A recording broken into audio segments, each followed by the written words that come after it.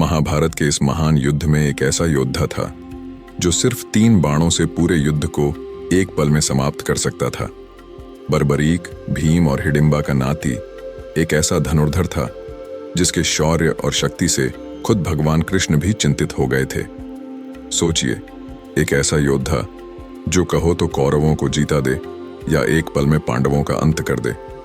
बर्बरीक का फैसला था वह उस पक्ष का साथ देगा जो हार रहा होगा। लेकिन क्या होता अगर उसने कौरवों का साथ दिया होता? क्या महाभारत का अंत कुछ और होता? और क्यों कृष्ण ने खुद बर्बरीक को युद्ध में आने से रोका? बर्बरीक को 3 बाणधारी, शीश के दानी और हारे का सहारा खाटू श्याम के नाम से भी जाना जाता है। पर क्या है इस अजय वीर की कथा जिससे स्वयं श्री कृष्ण ने महाशक्तिशाली योद्धा की उपाधि दी थी, जो शायद ही उस समय के किसी योद्धा के पास थी? इस घटना के पीछे छुपी कहानी जानने के लिए अंत तक पढ़ें। एक योद्धा की कहानी जिसे दुनिया अक्सर भूल जाती है। बर्बरीक, भीम और हिडिंबा के पुत्र घटोत्कच के पुत्र थे। स्कंद पुराण के अनुसार भीम और हिडिंबा के पुत्र घटोत्कच जब इंद्रप्रस्थ आए तब श्री कृष्ण ने पांडवों से उनके शीघ्र विवाह की बात कही।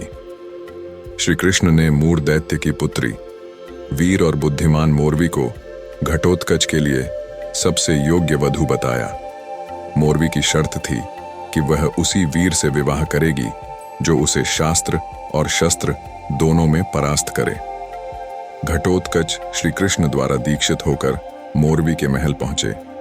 मोरवी शस्त्र विद्या में निपुण और देवी कामाख्या की भक्त थी। घटोत्कच के रूप और साहस से प्रभावित होकर भी मोरवी ने उन्हें चुनौती दी। घटोत्कच ने उसे एक पहेली दी जिसका उत्तर मोरवी नहीं दे सकी। फिर मोरवी ने शस्त्र विद्या में उन्हें परास्त करने की कोशिश की, लेकिन घटोत्कच ने उसे पृथ्वी पर पटक कर हरा दिया। अपनी हार स्वीकारते हुए मोरवी ने घटोत्कच से विवाह की हामी भर दी। घटोत्कच ने कहा कि उनका विवाह उनके परिजनों के समक्ष ही होगा। मोरवी घटोत्कच को लेकर उनके परिवार के पास आई, जहां श्री कृष्ण और पांडवों की उपस्थिति में उनका विवाह हुआ। मोरवी ने एक बालक को जन्म दिया। बालक के बाल बब्बर शेर जैसे घुंघराले थे, इसलिए घटोत्कच ने उसका नाम बर्बरीक रखा। जन्म लेते ही बालक पूर्णतः विकसित हो गया। बर्बरीक में महाबली भीम के अंश के साथ साथ अपनी दादी हिडिंबा का मायावी अंश भी विद्यमान था, जिस कारण वह अत्यंत बलवान और बुद्धिमान था। कथाओं के अनुसार बर्बरीक बाल्यावस्था से ही जिज्ञासु था। अपने पुत्र के इस गुण को जानकर महाबली घटोत्कच उसे श्री कृष्ण के पास द्वारका ले आए। श्री कृष्ण ने बर्बरीक को आशीर्वाद दिया। बालक बर्बरीक ने श्री कृष्ण से पूछा, हे प्रभु, इस जीवन का सर्वोत्तम उपयोग क्या है? श्री कृष्ण बर्बरीक के इन विचारों से प्रसन्न हुए और कहा, हे पुत्र, तुम्हारा हृदय बहुत ही सुंदर है, इसलिए आज से तुम्हारा एक नाम सहृदय भी होगा। इस जीवन का सर्वोत्तम उपयोग परोपकारी और निर्बल का साथी बनकर सदैव धर्म का साथ देने में है। इसके लिए तुम्हें शक्तियां अर्जित करनी पड़ेंगी।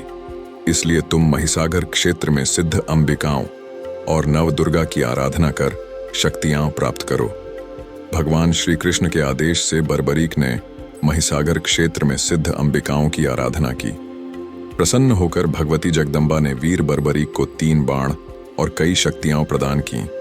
माना जाता है कि उन दिव्य बाणों से तीनों लोकों में विजय प्राप्त की जा सकती थी। देवियों ने बर्बरीक को एक नया नाम चंडील भी दिया और आशीर्वाद दिया कि वह समस्त विश्व में प्रसिद्ध और पूजनीय होगा।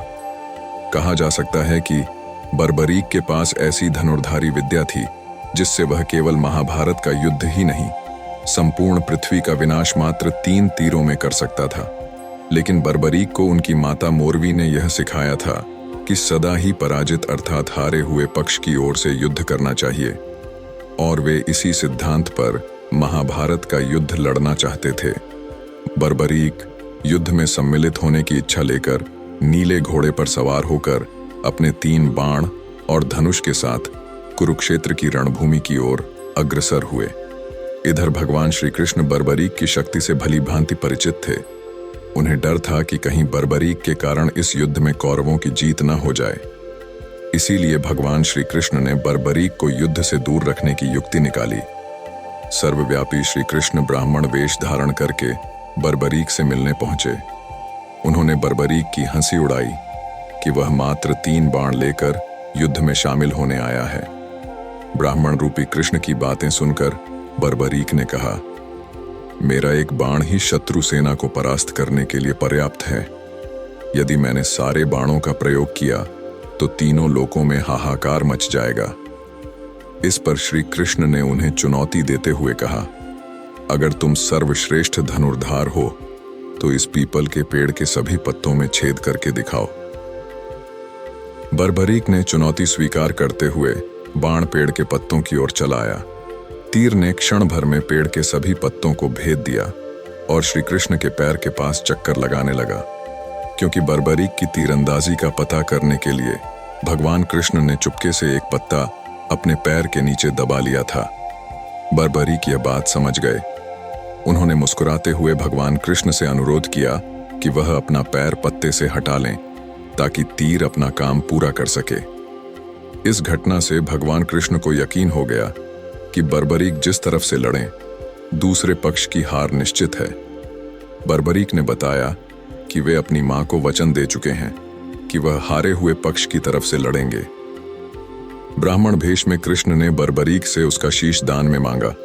बर्बरीक अपने वचन के पक्के थे और उन्होंने अपना शीश काट दिया।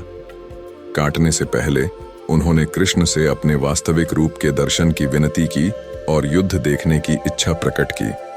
कृष्ण ने उनकी इच्छा पूरी की और उनका शीश पर्वत पर स्थापित कर दिया। 14 देवियों द्वारा अमृत से सिंचित होकर बर्बरीक को देवत्व प्राप्त हुआ। श्री कृष्ण ने बर्बरीक को आशीर्वाद दिया, हे वत्स, जब तक यह पृथ्वी और नक्षत्र विद्यमान हैं, तुम पूजनीय रहोगे। अब इस पर्वत की चोटी पर विराजमान होकर युद्ध देखो। महाभारत युद्ध के बाद भीमसेन को लगा कि जीत उनके पराक्रम से हुई, जबकि अर्जुन सोच रहे थे कि जीत उनके धनुष के कारण मिली। विवाद बढ़ता देख श्री कृष्ण ने सुझाव दिया कि वीर बर्बरीक के शीश से पूछा जाए कि उन्होंने किसका पराक्रम देखा। पांडव और श्री कृष्ण वीर बर्बरीक के शीश के पास गए। बर्बरीक ने कहा कि इस युद्ध में सिर्फ एक योद्धा दिखाई दिए और वह थे भगवान श्री कृष्ण। कुरुक्षेत्र में नारायण का सुदर्शन चक्र ही चलता रहा और युद्ध उनकी नीति से जीता गया। यह सुनते ही देवगणों ने आकाश से पुष्प वृष्टि की। भगवान श्री कृष्ण ने बर्बरीक के शीश को प्रणाम करते हुए कहा, हे बर्बरीक, आप कलिकाल में श्याम नाम से पूजित होकर अपने भक्तों के अभिष्ट कार्य पूर्ण करेंगे। आपको इस क्षेत्र का त्याग नहीं करना चाहिए और युद्ध भूमि में हमारे अपराधों के लिए क्षमा कीजिए। कालांतर में बर्बरीक का शीश शालिग्राम शिला के रूप में राजस्थान के खाटू ग्राम में प्रकट हुआ, जहां के राजा ने मंदिर में उसकी स्थापना की। आज के युग में वीर बर्बरीक श्री खाटू श्याम बाबा के रूप में पूजा जाते हैं। राजस्थान के सीकर जिले में स्थित खाटू श्याम जी के मंदिर में लाखों भक्त उनके दर्शन के लिए आते हैं। ऐसा माना जाता है कि श्याम बाबा अपने भक्तों के सभी दुख और परेशानियां दूर करते हैं। बर्बरीक ने अपना शीश दान कर महाभारत को एक नई दिशा दी। लेकिन क्या होता अगर बर्बरीक युद्ध में शामिल होते? क्या युद्ध का नतीजा कुछ अलग होता? आपको क्या लगता है? हमें जरूर बताएं। क्या आपने खाटू श्याम बाबा के दर्शन किए हैं? अगर नहीं तो जरूर प्लान बनाइए और इस कहानी को सब तक पहुंचाइए। हमारे सभी मेंबर्स और जो लोगों ने हमें सुपर थैंक्स देकर वित्तीय समर्थन किया है, उनका दिल से शुक्रिया। आपके योगदान की वजह से ही हम ऐसे वीडियो ला पा रहे हैं।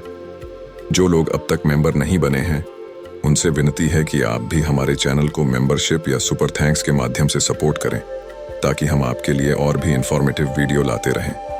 अगर आप फाइनेंशियल सपोर्ट नहीं कर सकते तो कोई बात नहीं, आपका एक शाउट आउट या कमेंट ही हमारे लिए प्राइसलेस है।